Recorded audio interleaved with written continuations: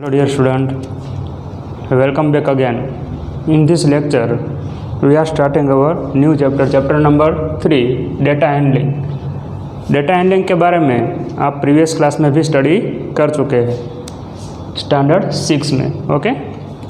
तो थोड़ा रिकॉल कर लेते हैं, डेटा कैसे हैंडल करते हैं।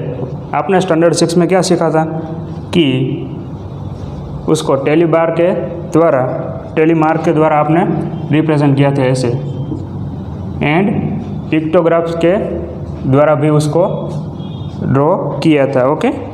तो फर्स्ट हम बेसिक से स्टार्ट करते हैं कि सपोज़ मैंने आपको क्लास में ऐसे बोला कि सभी मैथ्स की बुक ओपन करो, तो जिसने अपनी सभी बुक एक साइड पे रखी होंगी, सभी वर्कबुक एक साइड पे होगी, वैसे ही अच्छी तरह से उसने सभी बुक और वर्कबुक है, फेयर बुक है, सभी को अच्छे पार्ट में डिवाइड करके रखा होगा, तो वो फास्ट में अपना बुक ओपन कर पाएंगे, ओके। क्योंकि उसने जितने भी उसके पास डेटा थे वो सभी उसने अच्छी तरह से हैंडल किए थे। अगर आप सब मिक्स कर डालो तो आपको ढूंढने में काफ़ी तकलीफ होंगी, ओके। वैसे ही कंपास बॉक्स में से आपको कोई भी चीज़ लेनी है, अगर आपके पास कंपास बॉक्स है तो आप इजीली फास्ट कोई भी चीज़ आप फॉर एग्जांपल पेंसिल है, चेक रबर है, इरेज़र, कुछ भी है वो आपको कोई मांग रहा है तो आप फास्ट दे सकते हो, ओके। वैसे ही हम अपने घर में जो किचन है वहाँ पर जाते हैं तो वहाँ पर भी सभी चीज़ें आप देखते हो तो अच्छी तरह से रखी हुई है। कोई भी जगह पर सभी डिशें होती है, कुछ जगह पर कप होते हैं, स्पून होते हैं, वैसे ही अलग अलग होते हैं। तो आपको कोई भी चीज़ चाहिए तो आप अच्छे से उसको ले सकते हैं, ओके। अब हम हमारे चैप्टर में है उसमें आते हैं, ये सभी बेसिक हो गया कि डेटा कैसे हैंडल करते हैं हम अपने रियल लाइफ में, ओके। अब मैं आपको कुछ एग्जांपल दे रहा हूँ कि फॉर एग्जांपल हमारी स्कूल में क्लास टेस्ट ली और कितने स्टूडेंट हैं, सपोज 50 स्टूडेंट की क्लास टेस्ट थी और 20 मार्क की थी, ओके। तो सभी स्टूडेंट के ऐसे रेंडमली मार्क आ रहे हैं 60, 50, 30, 50, 70, 80, 90, 80, 20, 80, 50, 60, 70, 80, 90, 90, 1, 2, 3, 4, ओके। 50 स्टूडेंट हो गए। अब यहाँ पर आपको कुछ मालूम नहीं पड़ रहा है, इस तरह से आपको कोई भी डेटा गिवन हो तो आपको इसमें से कुछ भी अंदाज़ा नहीं लग रहा है। हम क्या करेंगे, इसको अब टेबलर फॉर्म है उसमें कन्वर्ट कर डालेंगे कि यहाँ पर marks, telemarks and number of student, okay. तो यहाँ पर 20 मार्क की टेस्ट थी तो मिनिमम मार्क कितने हैं, 50 मार्क मिनिमम आ रहे हैं। तो 50, उसके बाद 60, 70, 80, 90 एंड 20, ओके। तो इस तरह से हम इसको लिख डालेंगे। अब क्या करेंगे, जो हम स्टैंडर्ड 6 में कर रहे थे, 50 फाइंड करेंगे, कितनी बार 50 आ रहा है। तो 1, 2 वे से आप इसको सोल्व कर सकते हो। ऐसे सीक्वेंस में आप लेके डायरेक्टली कर सकते हो। फॉर एग्जांपल 60 है तो 60 में हम 1 मार्क करेंगे ऐसे, तो 50 आ रहा है तो 50 में 1 मार्क, फिर से 50 तो 50 में 2 मार्क, फिर 70 आ रहा है तो 70 में 1 मार्क, फिर 80 तो 80 में 1 मार्क, 90 में 1 मार्क, फिर से 80 आ रहा है तो 80 में 1 मार्क, फिर 20 तो 20 में 1 मार्क आएगा, फिर 80 तो 80 में फिर से 1 मार्क आएगा ऐसे, फिर 50, 60, 70, 80, 90 2 बार है। ओके, तो इस तरह से हम कैलकुलेट कर सकते हैं। अब यहाँ पर जो हमें मिला है उसका हम सम गिन लेंगे कितनी बार हो रहा है, काउंट कर लेंगे 1 2 3। तो कितने स्टूडेंट ऐसे हैं जिसके 15 मार्क है, तो आप यहाँ पर से डायरेक्टली बता सकते हैं कि 53 स्टूडेंट ऐसे हैं जिसका 50 मार्क आए हैं।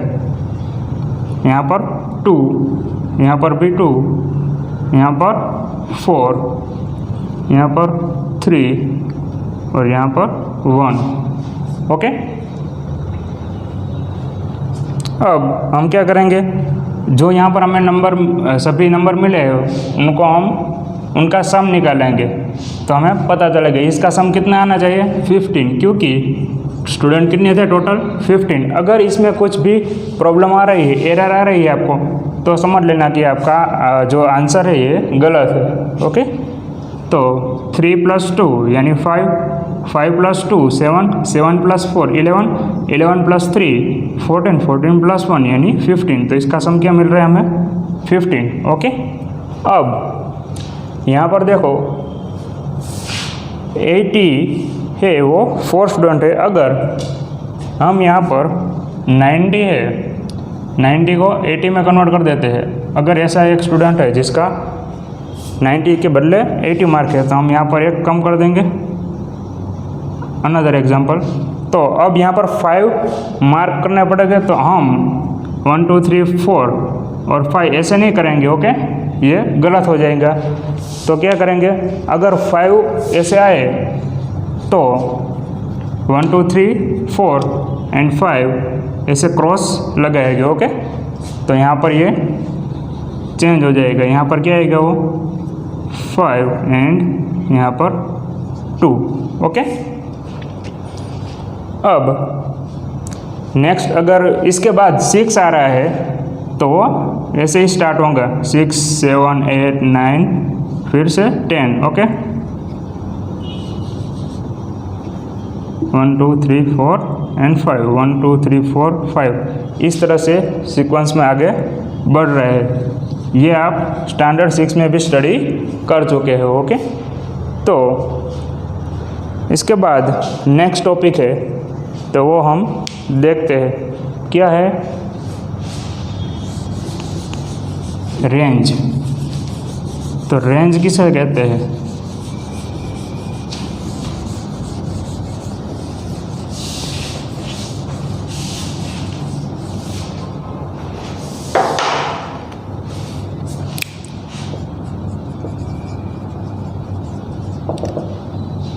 रेंज किसे कहेंगे कि फॉर एग्जांपल आप कोई भी गन ले रहे हो तो उसमें लिखा होता है इसकी रेंज इतनी मीटर है। यानी कि क्या मीनिंग है उसका, कि वो जो आप फायर करोगे तो बुलेट है वो कहाँ तक जाएगी, उतने मीटर तक जाएगी। ओके, फॉर एग्जांपल 200 मीटर है तो वहाँ तक जो बुलेट है वो ट्रैवल कर सकती है। ओके, उसकी रेंज उतनी ही है। वैसे ही फॉर एग्जांपल हम कोई भी एग्जांपल लेते हैं कि 4 7 8 10 12 ऐसा नंबर गिवन है एग्ज़ाम में, और हमें यहाँ पर फाइंड करने को कहा गया है कि फाइंड द रेंज। इसकी रेंज क्या है वो हमें फाइंड करनी है। तो रेंज का फॉर्मूला क्या है,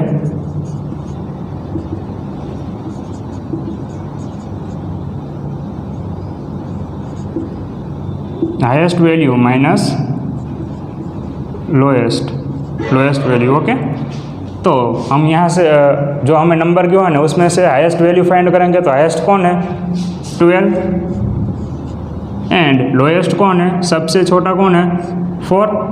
तो 12 में से 4 सब्ट्रैक्ट करेंगे तो हमें उसकी रेंज पता चल जाएगी। ओके, तो इसकी रेंज क्या आएगी 12 - 4 यानी 8। तो ये इसकी रेंज हो जाएगी। ओके, तो रेंज 8 आएगी इसी। ऐसे कोई भी एग्जांपल आपको गिवन हो कोई भी, ओके, तो आपको ये फॉर्मूला याद रखना है। रेंज का फॉर्मूला क्या है, highest value minus lowest value. जो भी नंबर हमें गिवन हो उसमें से हाईएस्ट फाइंड करना है एंड लोएस्ट दोनों का सब्ट्रैक्शन निकालना है। जो भी मिलेगा वो उसकी रेंज हो जाएगी। ओके, काफ़ी इजी है, आपको आ जाएगा। उसके बाद है मेन।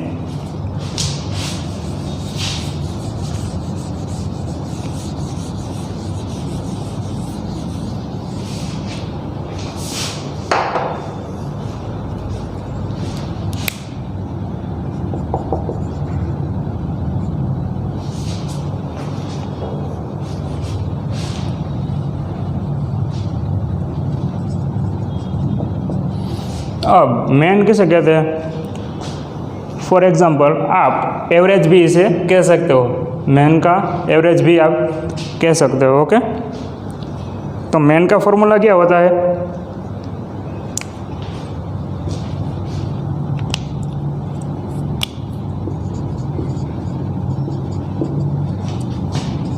सम ऑफ ऑल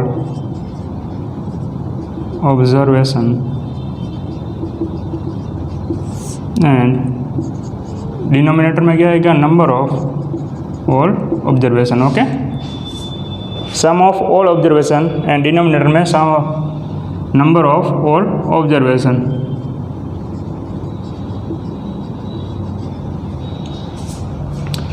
इसका भी एक एग्जांपल लेके देखते हैं हम। सपोज हमें ऐसा गिवन है 5, 8, 7, 6। ओके, इस तरह से नंबर गिवन है और इसका हमें मेन फाइंड करना है। तो मेन का फॉर्मूला क्या है? सम ऑफ ऑल ऑब्जर्वेशन, यानी जो नंबर हमें गिवन है उन सभी का सम निकालेंगे। 5 + 8 + 7 + 6 और नंबर ऑफ ऑब्जर्वेशन कितने हैं? टोटल 4 है, 1 2 3 4। तो डिनोमिनेटर में क्या आएगा? 4। अब हम इनका सम फाइंड करेंगे तो क्या होगा? 5 + 7 12 हो जाएगा, 12 + 8 20, 20 + 6 यानी 26/4। अब इसको 24 से कट कर देंगे तो क्या आएगा? 6.5। इसका मेन हो जाएगा। इसका एवरेज क्या आएगा? 6.5। ओके, आप इसको ऐसे डिवाइड करके भी देख सकते हो। 4 6 जा 24, रिमेन 2 आएगा, उसको 0 हम ऊपर से नीचे उतारेंगे। उसके बाद क्या होगा? वो 5 4 5 जा 20। ओके, तो इस तरह से वो कट हो जाएगा। ओके,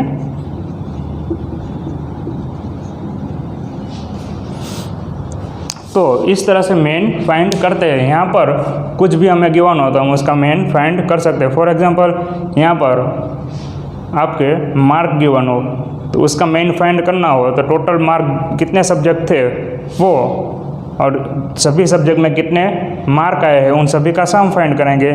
उस डिनोमिनेटर में उस जितने भी सब्जेक्ट थे उसके डिवाइड कर देंगे तो उसका आंसर मिल जाएगा। ओके, वैसे ही क्रिकेटर में भी होता है। ओके, वहाँ पर भी आप इसे ही फाइंड कर सकते हो। इसके बाद नेक्स्ट टॉपिक है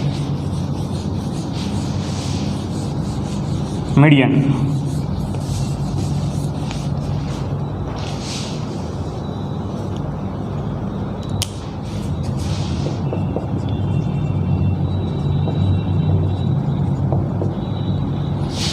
आप इसे मिडल भी कह सकते हो। ओके, याद रखने के लिए मिडल वैल्यू। ओके, यहाँ पर मिडल वैल्यू भी आप इसे कह सकते हो। सिंपल है ये काफ़ी कि आपको करना क्या है, कोई भी आपको नंबर गिवन हो, एग्जांपल लेते हैं हम कि हमें ऐसा गिवन है 4 8 6 7 एंड 5। ओके, ऐसा हमें गिवन है। तो यहाँ पर मीडियन फाइंड करना हो तो क्या करेंगे? जो बीच में आ रहा है इन सभी के जो बीच में नंबर आ रहा है वो ही उसका मीडियन होगा। पर कंडीशन क्या है यहाँ पर कि आप फर्स्ट जो हमें नंबर गिवन है उसको असेंडिंग ऑर्डर या डिसेंडिंग ऑर्डर कुछ भी आपको जो आता है उसमें हम सेट कर देंगे। फर्स्ट स्टेप हमारा यहाँ पर ये है, तो हम इसको असेंडिंग ऑर्डर में सेट करते हैं। असेंडिंग ऑर्डर आपको मालूम है कैसा होता है। तो असेंडिंग ऑर्डर स्मॉलर से बिगेस्ट नंबर तक जाता है। तो फर्स्ट इसमें स्मॉलर नंबर क्या है 4, उसके बाद 5, 6, 7 एंड 8। तो यहाँ पर मिडल वैल्यू क्या आएगी, हमें मीडियन क्या मिलेगा 6, तो इसका मीडियन होगा 6। ऐसा नहीं है कि यहाँ पर 6 था तो यहाँ पर भी 6 आएगा। एक और एग्जांपल ले लेते हैं कि 10, 6, 7, 5, 8, 12 एंड 70। ओके, तो इस तरह से नंबर गिवन है। तो फर्स्ट स्टेप क्या है, हमें असेंडिंग ऑर्डर या डिसेंडिंग ऑर्डर कोई भी वन में हम इसको कन्वर्ट करेंगे। तो असेंडिंग ऑर्डर में लिखते हैं तो फर्स्ट क्या आएगा स्मॉलेस्ट नंबर, तो स्मॉलेस्ट है 5 के बाद क्या आएगा 6, फिर 7, उसके बाद 8, उसके बाद 10, 12 एंड 70। ओके, तो ये असेंडिंग ऑर्डर में हो गया। अब हम क्या करेंगे, जो बीच में नंबर आ रहा है सब मिडल में, वही उसका मीडियन हो जाएगा। यहाँ पर हमें क्या मिल रहा है 8। ओके, तो आई होप आपको समझ में आ गया होगा कि किस तरह से मीडियन फाइंड करते हैं।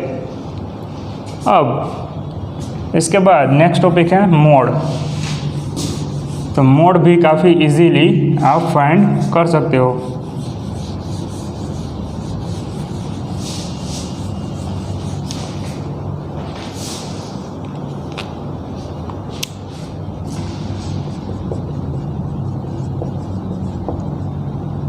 मोड, तो मोड आप इसको मोस्ट रिपीटेड वैल्यू भी कह सकते हो।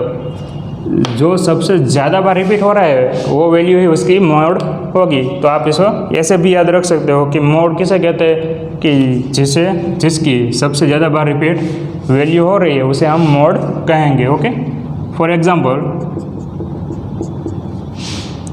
5, 4, 7, 5, 7, 8, 7, 7, 8, 9, 7। ओके, तो यहाँ पर आप देख सकते हो कई सारे नंबर गिवन है। तो आप इसको भी असेंडिंग ऑर्डर या डिसेंडिंग ऑर्डर में कर सकते हो और रैंडमली डायरेक्टली भी कह सकते हो। यहाँ पर ऐसा पर्टिकुलरली नहीं है कि आपको इसको असेंडिंग ऑर्डर या डिसेंडिंग ऑर्डर में लिखना ही पड़ेगा। ओके, पर आप डायरेक्टली भी कह सकते हो। अगर आपको आता है डायरेक्टली तो आप डायरेक्टली भी कह सकते हो। 4, तो हम सभी नंबर देखते हैं कि कैसे हो रहा है। तो 4 कितनी बार है, 1 टाइम ही है। 7, तो 7 1 2 3 4 5 टाइम 7 आ रहा है। 5, तो 5 1 टाइम ही है। 8 2 टाइम है एंड 9 भी 1 टाइम। तो सबसे ज़्यादा बार रिपीट कौन आ रहा है 7। तो इसका मोड क्या होगा, mode is equal to 7। Okay, क्योंकि 7 है वो ज़्यादा बार रिपीट हो रहा है। यहाँ पर छोटे नंबर थे इसलिए डायरेक्टली आपने बता दिया। अगर कई सारे नंबर हमें गिवन हो तो आप जो मैंने बताया असेंडिंग ऑर्डर या डिसेंडिंग ऑर्डर में आप लिख सकते हो और फाइंड कर सकते हो कि कौन सा नंबर ज़्यादा बार रिपीट हो रहा है। वो आप रफ में भी कर सकते हो।